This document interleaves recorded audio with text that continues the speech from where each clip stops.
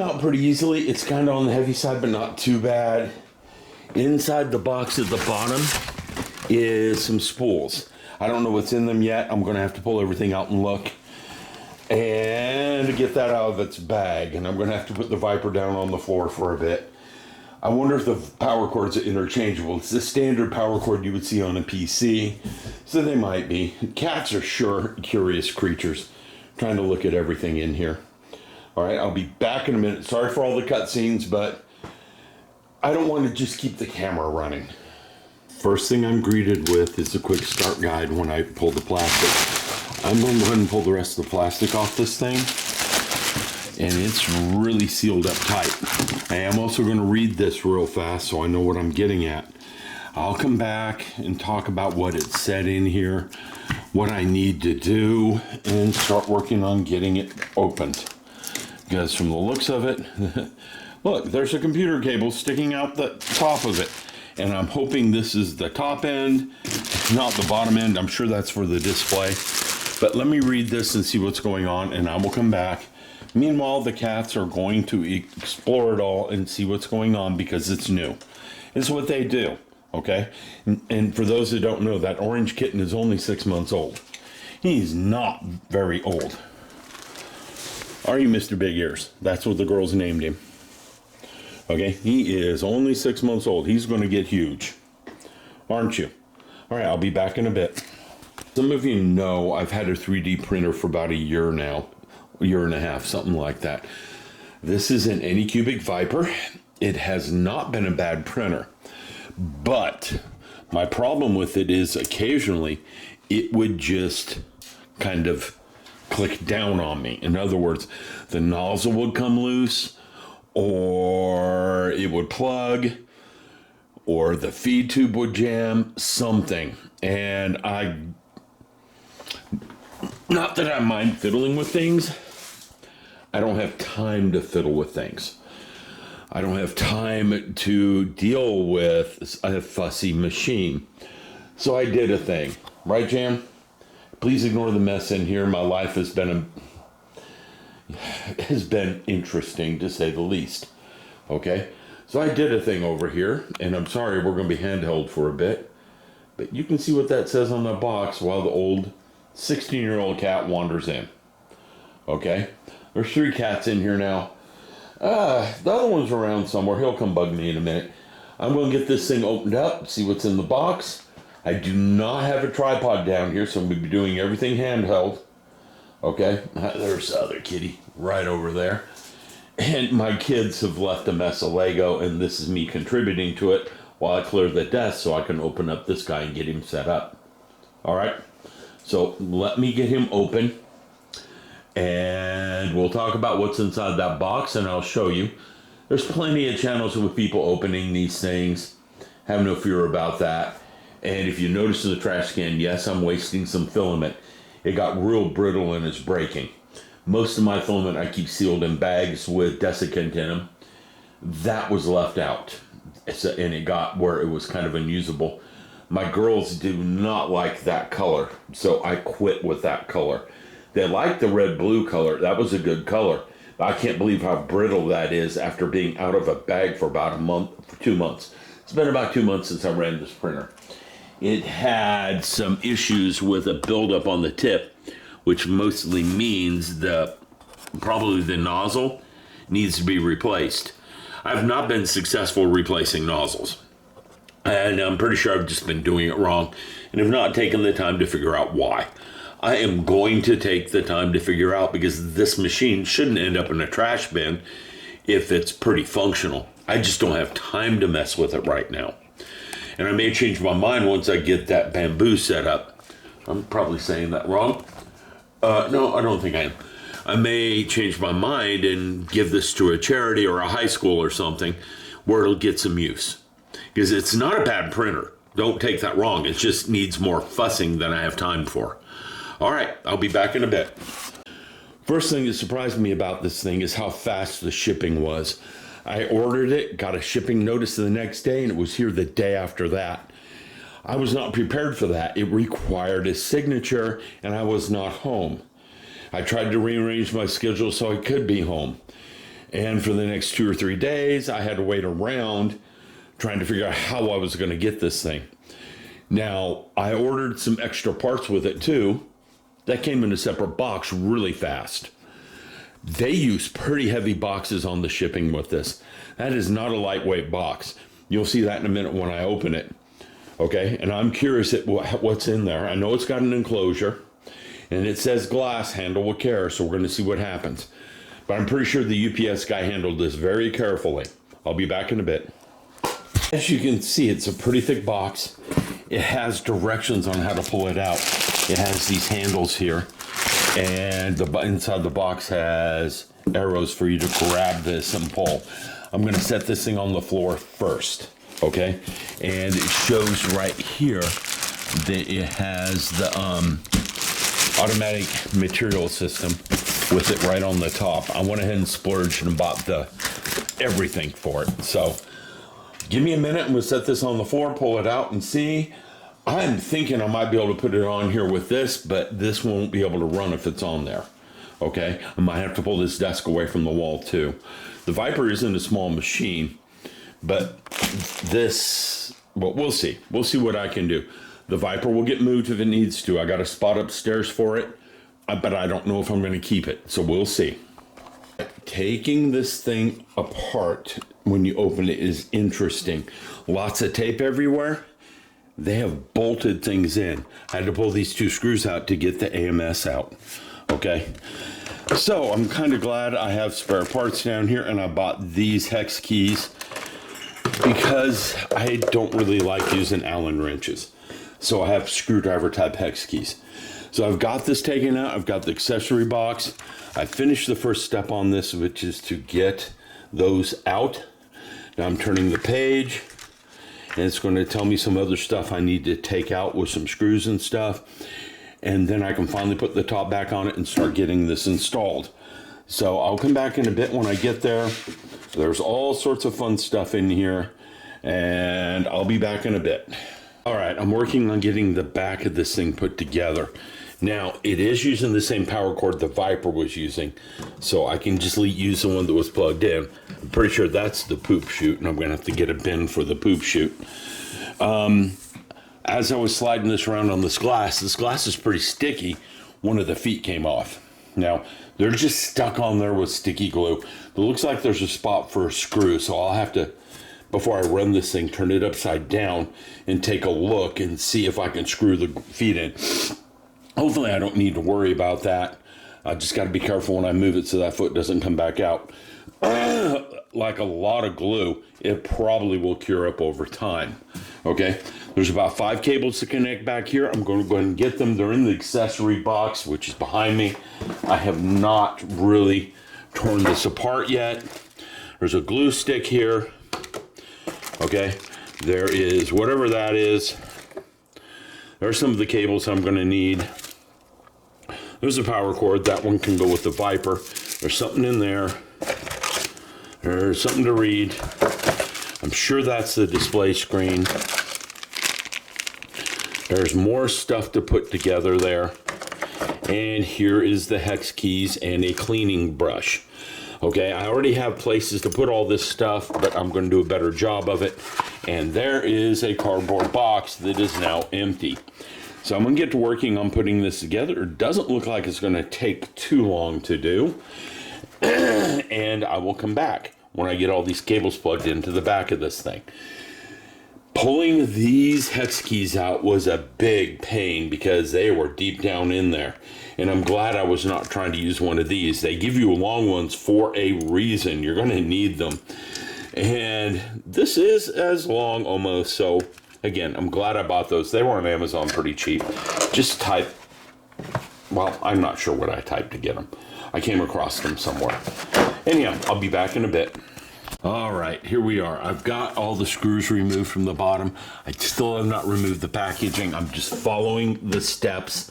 It has not told me to do that yet. I got the screen put on, pulled the protector off the screen. I've got the AMS installed, and pretty soon I'm putting filament into it. I have 4 spools of theirs, and they gave me a spool of support material. Okay, in other words, instead of doing supports, I use their material to make the supports with, and they come off easier. We will look at that. I'll give it a try. We'll see. Right now, I just want to get this thing on, fire it up, and a test run. I can see some tape in the back I haven't pulled off yet. And again, there's packing down here that needs to come off. Looks like there's a light on the side. I have a light I bought for the Vyper to go up the top, sitting on the top up here. It's providing light in here. It's a bluish light, but that's fine. There's a clear glass lid on the top of this thing and a glass door on the front. The AMS sits on the glass door, on the glass lid on the top. There is a spool holder in the back, so this thing can run 5 spools.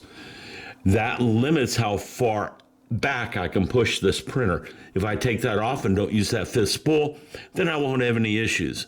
We will see what I'm going to do with that, because having 5 colors to use can be nice. I've never printed with multicolors, and my 9-year-old Miri finds this. She is going to go nuts designing things. That's one of the reasons why she stopped designing, is my printer quit working, and it's quite annoying. All right, I'll be back once I get things set up. I'm now installing apps on my phone and on the computer. I'll be back in a bit. I have reached the point where this thing is calibrating. It is at 39% done. It has not been a hard setup. The Vyper might have been easier, to be honest, but that is a relative thing. I had to put some bolts in. This one I had to pull some bolts out. Once things got set up to a certain point, yeah, this is fun. And we have a light show going up at the top with the AMS system. This thing, the Vyper, again, I got way off track. Anyhow, this thing's been removing bolts, binding it to my phone with an app. Next up, we'll be doing it through the computer. While this thing is doing its calibration, once it's done doing this calibration, I insert filament, and I've again got 4 spools of theirs, but 2 of them are tiny starter spools. Okay. And I can start a print. While it's printing, I will download the program on the computer, and it will bind to the thing, and then I can start printing my other stuff. Now, this thing wants me to put a glue stick on that print bed before I start. There is also something in a package over here that I don't know what it is, so I'm going to have to look. It also gave me a lot of thermal grease, which I do not know what the thermal grease is for, because nothing has told me what the thermal grease is for. So, we're going to have some fun with this thing, basically. I will be back in a little bit. It's almost done calibrating. When it gets print time, I'll come on and show you all. I know this thing's supposed to be really, really fast. I didn't buy it for fast. I bought it for convenience and accuracy. Okay? So I don't care if it's slow. Wow. That's not for me if it's slow. I don't care. It's playing music. Okay? But anyhow, yeah, this is very different from the calibration on the Vyper. The Vyper just went around and self-leveled and said, I'm ready. This one's, I don't know if you can see it. All that is the vibration of the print head. That print head is vibrating. It doesn't have a speaker in it as far as I can tell. It does have a light, which is nice, and I have that extra light up on the top I can put on there. And since it's got a clear lid, I will be able to light up the inside very nicely. Okay, I'm going to quit jabbering. I'm going to go get busy with some stuff. It is currently 1:30 in the morning, and I have not slept in over a week. I mean, I have. It's been about 3 or 4 hours sleep a night. A couple of nights with 5 and one with 6. I had one with 2. So I am hurting a bit and need to get to sleep. I will be back once this thing is ready to start printing, and we'll do a test print. Well, it did a firmware update, and I had to lubricate the Z-axis screws, which is actually pretty easy. It's now going to print a benchy. Now, I don't have any settings on it. I've never printed a benchy before. With the Vyper, I always just printed other things. I did some calibration tests on it. but that was very different. So we're just going to print a Benchy, see what it looks like. It came with the green, purple, and blue PLA. I bought there was a sign-up special. If you bought the sign-up special, they sent you 2 extra rolls. Yeah, I don't remember how much that cost. Okay, but she's preheating right now. We will come back when it's printed and talk about the printout. I'm going to print something else in a little bit too, but I am off now to download the software for this thing for the PC. I have my extra little light that I bought for the Vyper up here, so we can see in here. I know there's a camera in here. I don't know how the camera works. I don't know how hardly anything works just yet. It looks like it's about to start working. This ought to be fun and interesting. It moves faster than the Vyper did, and it's going to poop something out the back. I need to build a poop chute. That's what I need to build. Okay? Because my understanding is this thing poops a lot when you start doing different colors. Okay? And we have a checklist that's been going through, and apparently it's done with this checklist. And again, the thing does move. And it's feeding in the color I picked. Okay? And it says 16%. And it says 22 minutes. I'll come back mid-print and take a little video. I'll be back in a minute. All right, this thing is loud. But it is also really fast compared to that Vyper. And I'm going to see if I can do some settings to slow it down and make a print a little bit better, because there's some weird striping on the side of it. The Vyper didn't do that. It might not have been fast, but it usually printed fairly well. Okay? That is one thing I could say about that Vyper. I have another project to print. I need to print a poop trash container for the back. I found one pretty quickly on the internet, so that's coming up next. And yeah, there's got to be some settings to slow this thing down to make the quality go up. So I will take a look and see. But the thing is fast. I mean, I've answered like 3 emails and it's here. That's about all I've done. I've answered a couple of emails, checked a couple of shipments, and you know, it's almost printing the roof of the Benchy. I'll be back and we'll take a look at it when it comes out. Well, I've had a couple of successful prints. It's pretty easy to change the color with the AMS. And this thing is overall fairly easy to use. I can print from my computer with little effort or issue. What I don't like is that the software that comes with it, the slicer and other things, is different. So it's going to be a learning curve to get used to it. Okay? It is fast. I mean, that thing is moving compared to what the Vyper did. I don't know how long this print's going to take to finish, but it is going to finish quickly. Another thing I can do is I can check on this on my phone, and it has a camera in it. And if it looks like I'm getting a spaghetti print or the print is failing, I can stop it. I don't have to be at the house constantly checking. I can just pick up my phone and check it every hour or so if I'm really worried about the print. That was one of the things I liked about the Vyper. When I got all the settings set up, it ran.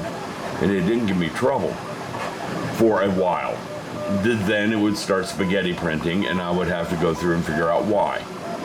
We're going to find out if this one does it, so I'm running it through some prints. Right now, this is a printout that came on the machine itself, so we'll see what it's like when it's done printing. The Benchy did have a weird line through it. I also printed a poop container for it, okay? Because it does poop stuff. When it changes the color, it spits out one of those little plastic turds. And you go look at the print container, the walls are not very thick on it, but you can see some print line errors. And I need to sit down and figure out if there's some settings that will fix all this. But the poop container looks good to me. All right, enough ranting and raving. I am going to start fixing these and uploading them. Okay? And I like this little LED light strip. It was perfect just to set up there. I need to get reroute the power cord on a little bit so it sits better. All right. Thanks for watching. I hope you enjoyed this little foray into a Bambu printer. I can tell why it was expensive. Oh, and one thing I don't like is the glue stick dependence on that print plate. So I am going to try and find a print plate. It looks like the one from the the Vyper will fit in there. They have the same print base. I don't know if the thing's going to handle that textured print plate or not. I did order one off Bambu's website that's textured. We will see what happens when it gets here. Okay? I'm new to this, so just bear with me while I try to figure out everything that's going on.